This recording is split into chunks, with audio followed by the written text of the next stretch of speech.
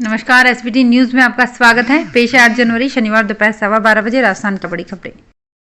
राजस्थान के लाखों बेरोजगारों का इंतजार खत्म हो गया है। प्रदेश के कार्मिक विभाग ने कंप्यूटर अनुदेशक भर्ती नियम की अधिसूचना जारी कर दी है। अब 10,157 कंप्यूटर अनुदेशकों की नियमित तौर पर भर्ती होगी। माना जा रहा है कि राजस्थान कर्मचारी चयन बोर्ड की ओर से जल्द ही भर्ती विज्ञप्ति जारी की जाएगी।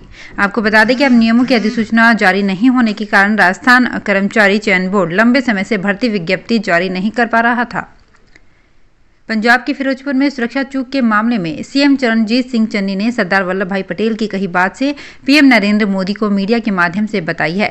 सीएम चन्नी ने सरदार पटेल की फोटो समेत कथन को ट्वीट किया है। इसमें सरदार पटेल के हवाले से लिखा गया है कि जिसे कर्तव्य से ज्यादा जान की फिक्र हो उसे भारत जैसे देश में बड़ी जिम्मेदारी नहीं लेनी चाहिए। सीएम ने इसे सीधे पीएम मोदी का नाम तो नहीं लिखा, लेकिन इशारों में ये बात कही है। देश के बड़े शिक्षण संस्थानों में शुमार राजस्थान विश्वविद्यालय आज 8 जनवरी को 76वां स्थापना दिवस मनाया जा रहा है। आरयू की स्थापना 8 जनवरी 1947 को हुई और देश 15 अगस्त को आजाद हुआ था। यह अंग्रेजी शासनकाल में स्थापित होने वाला आखिरी विश्वविद्यालय है। पहले इसका नाम राजपूताना यूनिवर्सिटी था। 1956 में राजस्थान विश्वविद्यालय हुआ। 22 महाविद्यालयों से शुरू इस विश्वविद्यालय से 598 कॉलेज संबद्ध है। 2.5 लाख के अनुदान से शुरू हुए विश्वविद्यालय का बजट 440 करोड़ रुपए तक पहुंच गया है। पिछले 3 दिनों से राजस्थान के मौसम ने करवट ली है। ठंडी हवाओं के साथ बारिश का दौर चल रहा है। कोहरे के साथ ही गलन बढ़ गई है। झालावाड़ में तो गुरुवार को झमाझम बारिश के साथ टमाटर के आकार के गोले गिरे। सरसों संतरे की फसल बर्बाद हो गई है। किसानों की सारी मेहनत बेकार कर दी है। झालावाड़ के मनोहर थाना उपखंड क्षेत्र के जावर सोरती, पाडलिया और पिड़ावा उपखंड के दुबलिया माथनिया क्षेत्र में ओलावृष्टि हुई। कोटा देहात एसीबी ने नगर निगम कोटा के संविदा कर्मी ई मित्र संचालक को 9,000 रुपए की घूस लेते ट्रैप किया है। संविदा कर्मी नरेंद्र निर्भीक ने पट्टे बनाने के एवज में 12,000 की घूस मांगी थी। सौदा 9,000 में तय हुआ था। घूस की रकम 9,000 को संविदा कर्मी निर्भीक नगर निगम की छत पर ले रहा था, जहां से एसीबी ने उसे रंगे हाथों गिरफ्तार कर लिया। इधर एसीबी ने पीड़िता का काम न रुके इसके लिए शुक्रवार को ही उसे उसके मकान का पट्टा बनवाकर अधिकारियों के हाथों दिलवाया है। साइबर क्राइम थाना पुलिस ने फ्लिपकार्ट के डिलीवरी बॉय को गिरफ्तार किया है। ये महंगे सामान ऑर्डर कर उसके बदले में नकली सामान रखकर वापस कंपनी को भेज देता था। एडिशनल कमिश्नर अजयपाल लांबा ने बताया कि गिरफ्तार आरोपी फईमुद्दीन जयपुर के अमृतपुरी आदर्श नगर का है।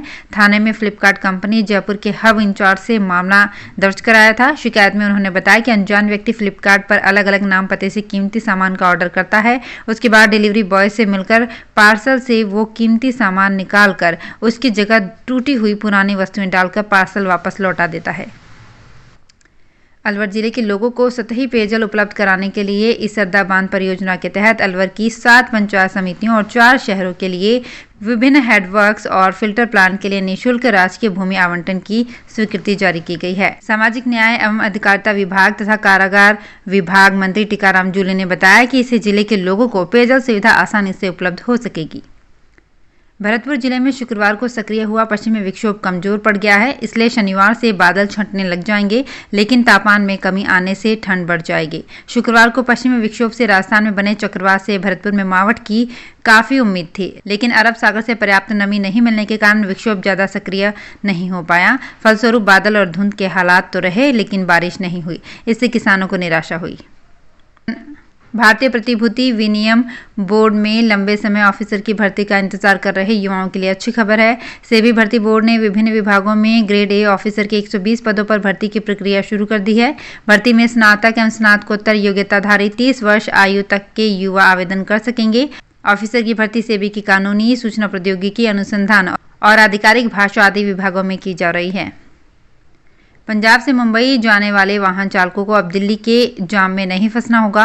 हरियाणा के नारनौल होकर वाहन राजस्थान में नए नेशनल हाईवे से पनियाला तक आ सकेंगे।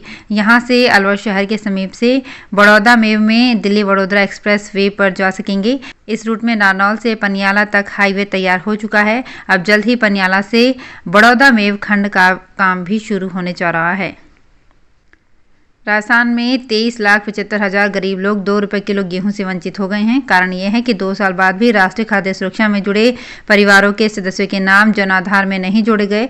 सरकार की बहुउद्देशीय जन आधार योजना को लागू करने के बाद से प्रदेश में राष्ट्रीय खाद्य सुरक्षा अधिनियम में चयनित राशन कार्डधारी परिवारों के सदस्यों को जन आधार से जोड़ा जा रहा है। सरकार के निर्देशानुसार राजस्थान में जन आधार कार्ड को ही राशन कार्ड के स्थान पर मान्यता दी गई है, यानी जन आधार से ही राशन मिलेगा।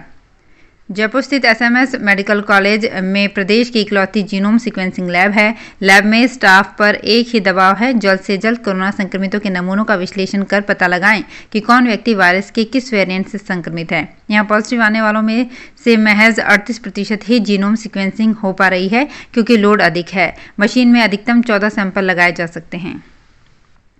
बैंकिंग क्षेत्र में सरकारी नौकरी का इंतजार कर रहे युवाओं के लिए अच्छी खबर है। बैंक ऑफ बड़ौदा ने वेल्थ मैनेजमेंट सर्विसेज और ग्रामीण कृषि बैंकिंग विभाग में भर्ती निकाली है। इसके तहत 47 एग्री मार्केटिंग ऑफिसर समेत 105 पदों पर आवेदन की प्रक्रिया शुरू हो गई है। अभ्यर्थी 27 जनवरी तक बैंक ऑफ बड़ौदा की वेबसाइट पर जाकर ऑनलाइन आवेदन कर सकते हैं। मुख्यमंत्री अशोक गहलोत की नाराजगी के बाद शहर में अवैध जयपुर होर्डिंग्स बैनर्स को हटाने को लेकर हेरिटेज नगर निगम अब एक्शन में आ गया है। निगम प्रशासन इन होर्डिंग्स और बैनर पोस्टर हटाने के लिए अभियान चलाएगा। वहीं अवैध रूप से होर्डिंग्स लगाने वालों के खिलाफ अब नगर निगम प्रशासन FIR दर्ज कराएगा। इसके लिए नगर निगम आयुक्त अवधेश मीणा ने निर्देश जारी कर दिए हैं। राजस्थान के मुख्यमंत्री अशोक गहलोत ने शुक्रवार को कोरोना और वैक्सीनेशन को लेकर अफसरों और मेडिकल एक्सपर्ट के साथ ओपन वीसी की। करीब 2 घंटे चली बैठक में बच्चों का वैक्सीनेशन का मामला छाया रहा। सीएम ने कहा, भारत सरकार को सभी बच्चों के लिए वैक्सीनेशन शुरू करना चाहिए। इसमें केवल 15 से 18 साल तक के बच्चों से काम नहीं चलेगा। हमें सभी बच्चों का टीका लगाना चाहिए। 60 साल से ऊपर के लोगों को बूस्टर डोज के लिए कोमॉर्बिड का राइडर हटाना चाहिए। सभी आयु के मॉर्बिड को बूस्टर डोज लगना चाहिए। तो फिलहाल इस बुलेटिन में इतना ही। फिर हाजिर होंगे कुछ और बड़ी खबरों के साथ। SBT न्यूज के और भी वीडियोस को देखने के लिए हमारे चैनल को सब्सक्राइब करें और नोटिफिकेशन पाने के लिए बेल आइकन को प्रेस करें।